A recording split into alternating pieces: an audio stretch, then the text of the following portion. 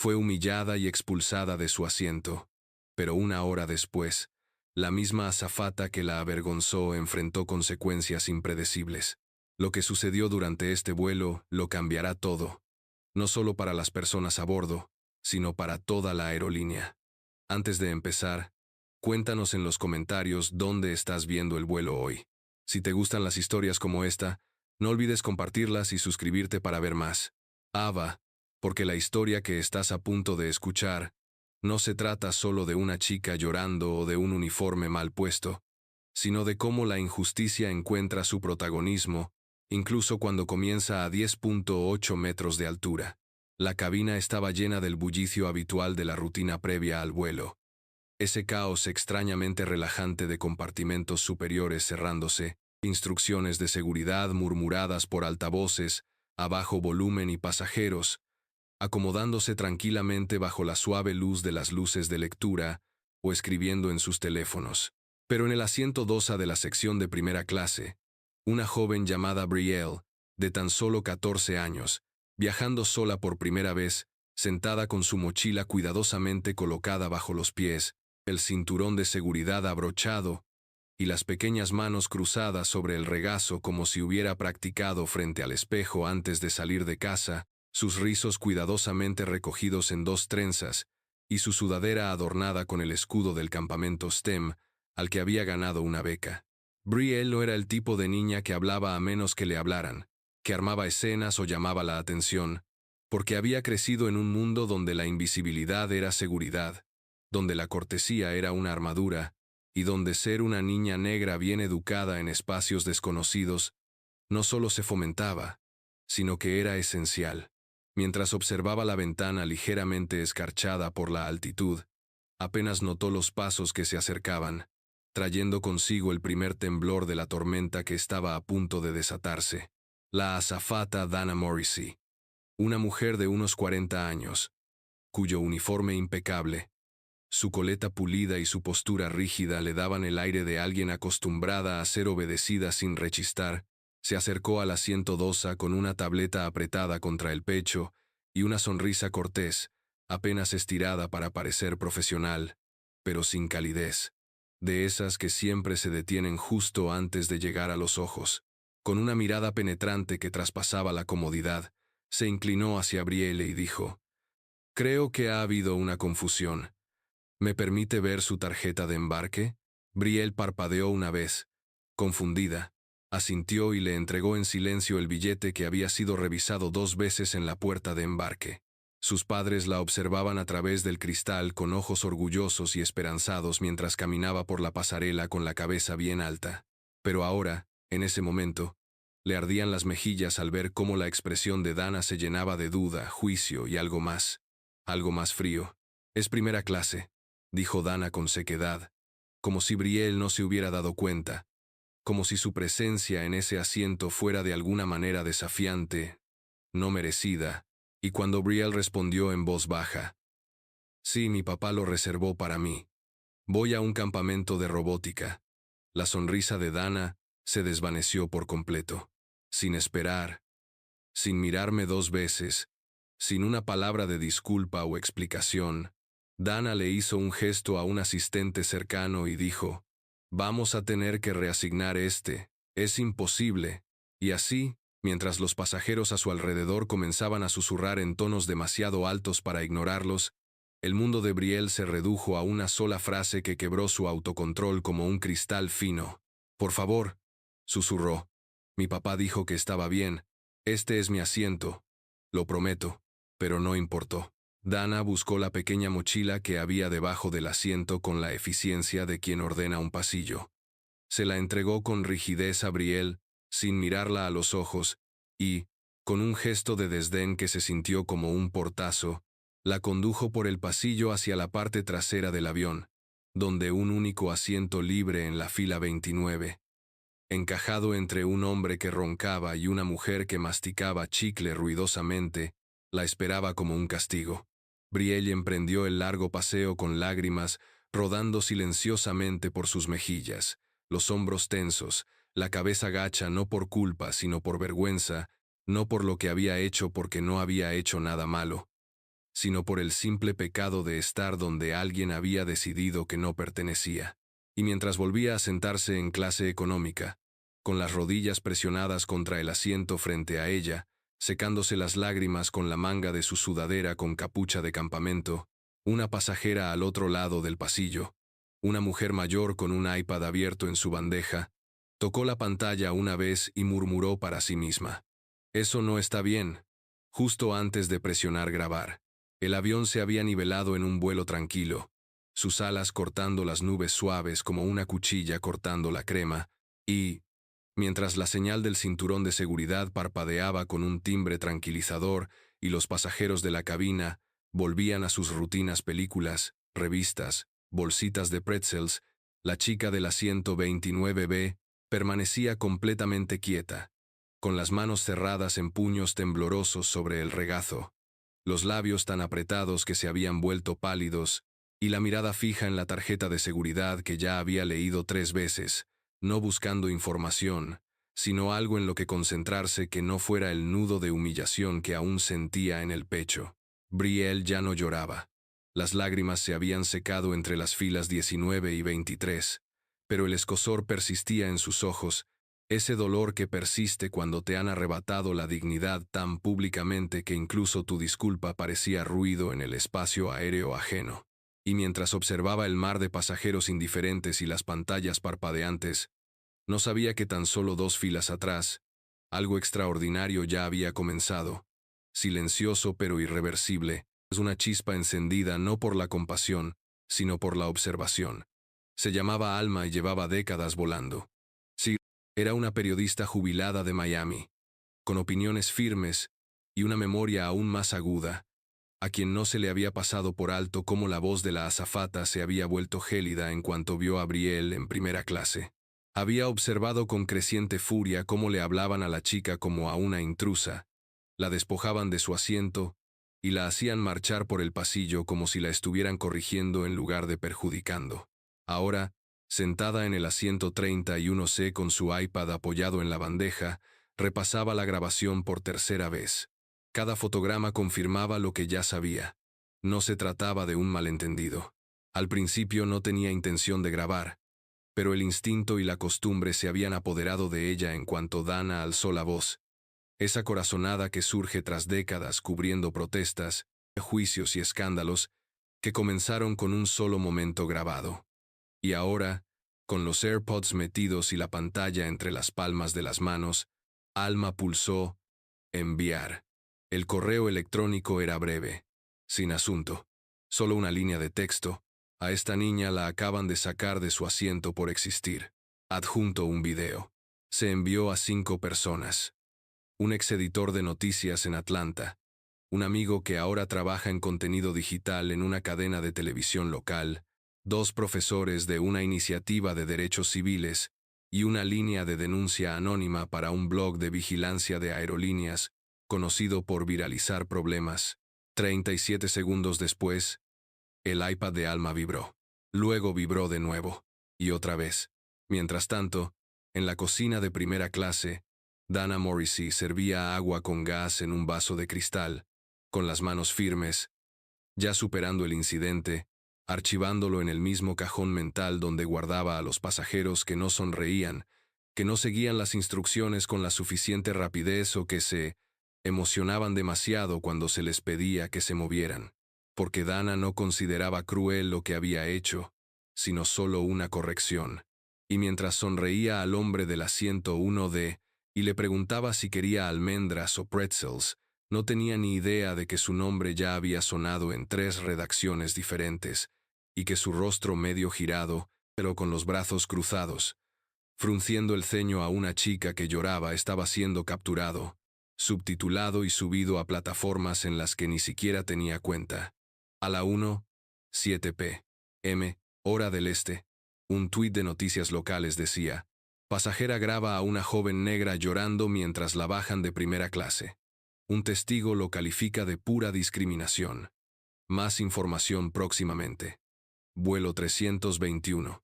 A la 1:10. Llegó a TikTok. A la 1:19. El propio administrador de redes sociales de la aerolínea vio el video. Y a la 1:23, mientras Dana reía suavemente de la historia de un compañero de trabajo cerca del baño, una suave campanilla resonó en la cabina de esas que no se usan para alertar a los pasajeros, sino para las comunicaciones internas de la tripulación, y la sobrecargo entró en la cocina con la mandíbula rígida y una mirada que Dana solo había visto una vez, la de «Te van a preguntar algo para lo que no puedes prepararte». «Dana», dijo la sobrecargo con voz entrecortada, «necesitamos que llames a operaciones. Ahora mismo.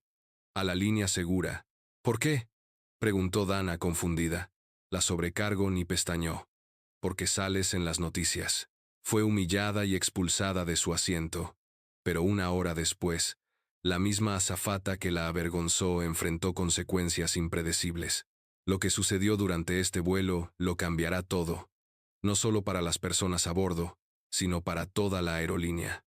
Antes de empezar, cuéntanos en los comentarios dónde estás viendo el vuelo hoy.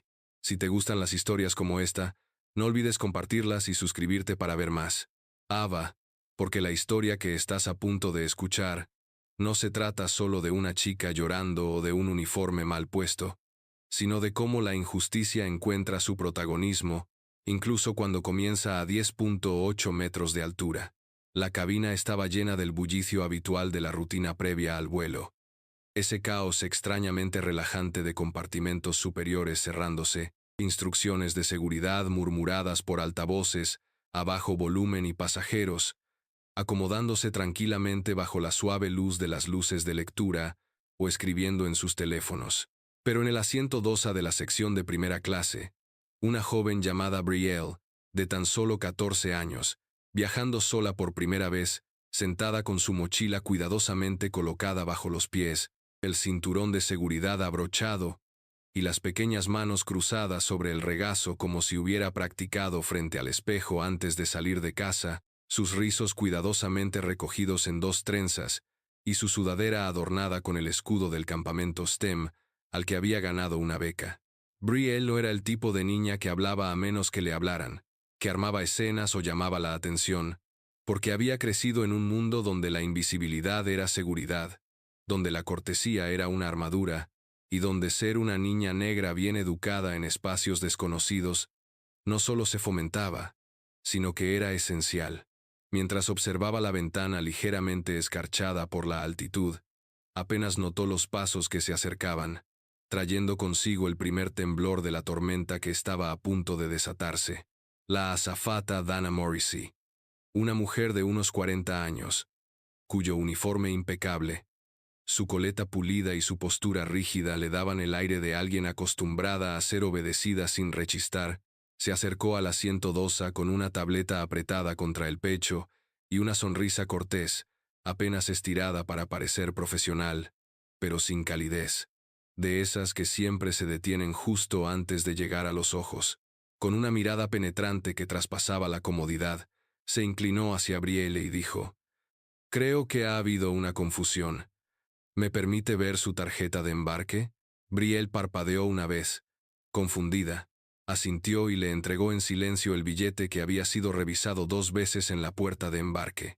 Sus padres la observaban a través del cristal con ojos orgullosos y esperanzados mientras caminaba por la pasarela con la cabeza bien alta.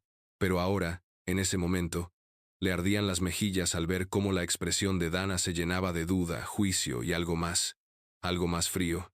«Es primera clase», dijo Dana con sequedad, como si Brielle no se hubiera dado cuenta, como si su presencia en ese asiento fuera de alguna manera desafiante, no merecida, y cuando Brielle respondió en voz baja: «Sí, mi papá lo reservó para mí. Voy a un campamento de robótica». La sonrisa de Dana se desvaneció por completo. Sin esperar, sin mirarme 2 veces, sin una palabra de disculpa o explicación, Dana le hizo un gesto a un asistente cercano y dijo: «Vamos a tener que reasignar es imposible». Y así, mientras los pasajeros a su alrededor comenzaban a susurrar en tonos demasiado altos para ignorarlos, el mundo de Brielle se redujo a una sola frase que quebró su autocontrol como un cristal fino. «Por favor», susurró, Mi papá dijo que estaba bien. Este es mi asiento. Lo prometo. Pero no importó. Dana buscó la pequeña mochila que había debajo del asiento con la eficiencia de quien ordena un pasillo. Se la entregó con rigidez a Brielle, sin mirarla a los ojos, y, con un gesto de desdén que se sintió como un portazo, la condujo por el pasillo hacia la parte trasera del avión, donde un único asiento libre en la fila 29, encajado entre un hombre que roncaba y una mujer que masticaba chicle ruidosamente, la esperaba como un castigo. Brielle emprendió el largo paseo con lágrimas rodando silenciosamente por sus mejillas, los hombros tensos, la cabeza gacha no por culpa sino por vergüenza, no por lo que había hecho porque no había hecho nada malo, sino por el simple pecado de estar donde alguien había decidido que no pertenecía. Y mientras volvía a sentarse en clase económica, con las rodillas presionadas contra el asiento frente a ella, secándose las lágrimas con la manga de su sudadera con capucha de campamento, una pasajera al otro lado del pasillo, una mujer mayor con un iPad abierto en su bandeja, tocó la pantalla una vez y murmuró para sí misma: «Eso no está bien», justo antes de presionar grabar. El avión se había nivelado en un vuelo tranquilo, sus alas cortando las nubes suaves como una cuchilla cortando la crema, y, mientras la señal del cinturón de seguridad parpadeaba con un timbre tranquilizador y los pasajeros de la cabina volvían a sus rutinas películas, revistas, bolsitas de pretzels, la chica del asiento 29B permanecía completamente quieta, con las manos cerradas en puños temblorosos sobre el regazo, los labios tan apretados que se habían vuelto pálidos, y la mirada fija en la tarjeta de seguridad que ya había leído 3 veces, no buscando información, sino algo en lo que concentrarse que no fuera el nudo de humillación que aún sentía en el pecho. Brielle ya no lloraba.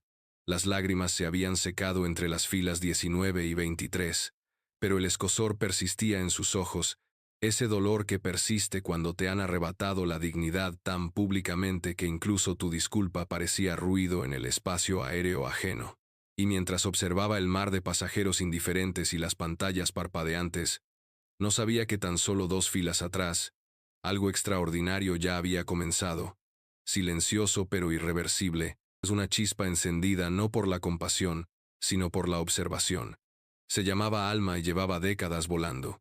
Sí, era una periodista jubilada de Miami, con opiniones firmes y una memoria aún más aguda, a quien no se le había pasado por alto cómo la voz de la azafata se había vuelto gélida en cuanto vio a Brielle en primera clase. Había observado con creciente furia cómo le hablaban a la chica como a una intrusa, la despojaban de su asiento y la hacían marchar por el pasillo como si la estuvieran corrigiendo en lugar de perjudicando. Ahora, sentada en el asiento 31C con su iPad apoyado en la bandeja, repasaba la grabación por tercera vez. Cada fotograma confirmaba lo que ya sabía.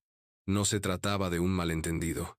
Al principio no tenía intención de grabar, pero el instinto y la costumbre se habían apoderado de ella en cuanto Dana alzó la voz, esa corazonada que surge tras décadas cubriendo protestas, juicios y escándalos, que comenzaron con un solo momento grabado. Y ahora, con los AirPods metidos y la pantalla entre las palmas de las manos, Alma pulsó enviar. El correo electrónico era breve, sin asunto, solo una línea de texto: a esta niña la acaban de sacar de su asiento por existir. Adjunto un video. Se envió a 5 personas. Un exeditor de noticias en Atlanta, un amigo que ahora trabaja en contenido digital en una cadena de televisión local, 2 profesores de una iniciativa de derechos civiles y una línea de denuncia anónima para un blog de vigilancia de aerolíneas, conocido por viralizar problemas. 37 segundos después, el iPad de Alma vibró. Luego vibró de nuevo, y otra vez. Mientras tanto, en la cocina de primera clase, Dana Morrissey servía agua con gas en un vaso de cristal, con las manos firmes, ya superando el incidente, archivándolo en el mismo cajón mental donde guardaba a los pasajeros que no sonreían, que no seguían las instrucciones con la suficiente rapidez o que se emocionaban demasiado cuando se les pedía que se movieran, porque Dana no consideraba cruel lo que había hecho, sino solo una corrección. Y mientras sonreía al hombre del asiento 1D, y le preguntaba si quería almendras o pretzels, no tenía ni idea de que su nombre ya había sonado en 3 redacciones diferentes, y que su rostro medio girado, pero con los brazos cruzados, frunciendo el ceño a una chica que lloraba, estaba siendo capturado, subtitulado y subido a plataformas en las que ni siquiera tenía cuenta. A la 1:07 p.m., hora del este, un tuit de noticias locales decía: pasajera graba a una joven negra llorando mientras la bajan de primera clase. Un testigo lo califica de pura discriminación. Más información próximamente. Vuelo 321. A la 1:10. Llegó a TikTok. A la 1:19. El propio administrador de redes sociales de la aerolínea vio el video. Y a la 1:23. Mientras Dana reía suavemente de la historia de un compañero de trabajo cerca del baño, una suave campanilla resonó en la cabina, de esas que no se usan para alertar a los pasajeros, sino para las comunicaciones internas de la tripulación, y la sobrecargo entró en la cocina con la mandíbula rígida y una mirada que Dana solo había visto una vez, la de: te van a preguntar algo para lo que no puedes prepararte. Dana, dijo la sobrecargo con voz entrecortada, necesitamos que llames a operaciones. Ahora mismo. A la línea segura. ¿Por qué?, preguntó Dana confundida. La sobrecargo ni pestañeó. Porque sales en las noticias.